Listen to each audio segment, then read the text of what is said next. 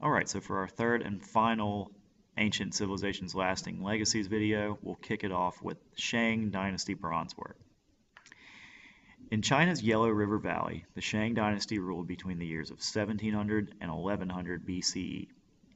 Craftspeople of the Shang Dynasty were incredibly skilled at making items with bronze. These items included many forms of pottery and ceremonial items used at religious, military, or formal gatherings. Bronze is made by combining melted copper and tin together in a precise manner. In order for the Shang Dynasty to have bronze items, they had to have an organized workforce to mine the materials, transport them, combine them, and then shape them into useful items. So, you can't just get bronze out of the Earth's surface. This is an invention of mankind. We had to figure out how to do it. You melt copper and tin down, and then using the right proportions of them, you combine them together, and that gives you the bronze. And then using very skilled labor, you can shape bronze into different tools or items. And here you see some decorative pottery here would be an example of some bronze work. All right. Next up, sticking in Chinese civilization, we have oracle bone script.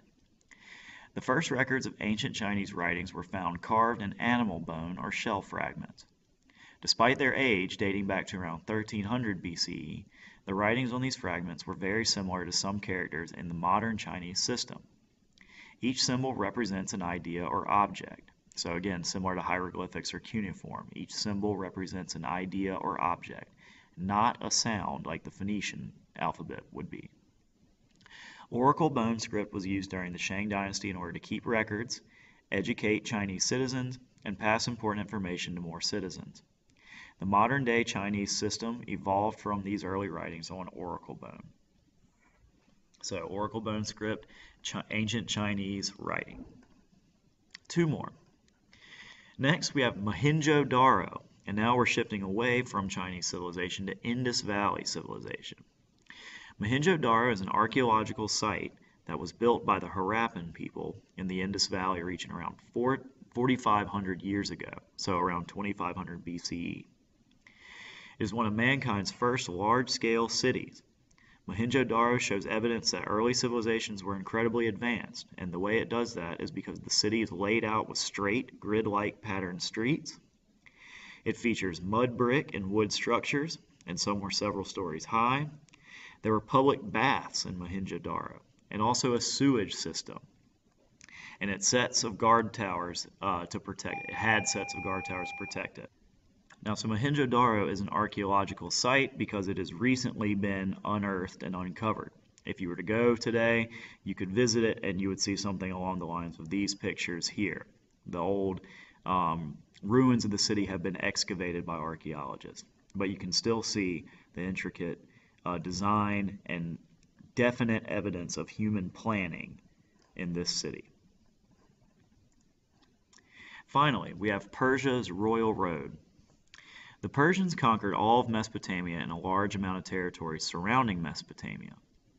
By 500 BCE, the Persians controlled almost all of the modern Middle East and Central Asia, as the map shows below.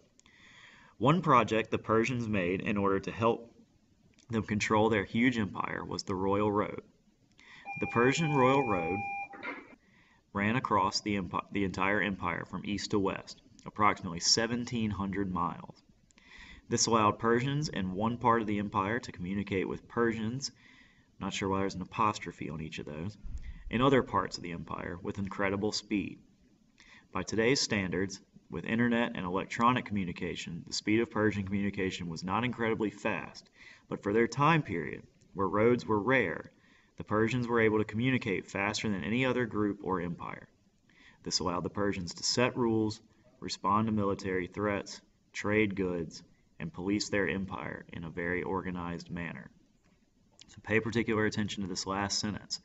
Roads, we may not think about it because they're so commonplace in our society today.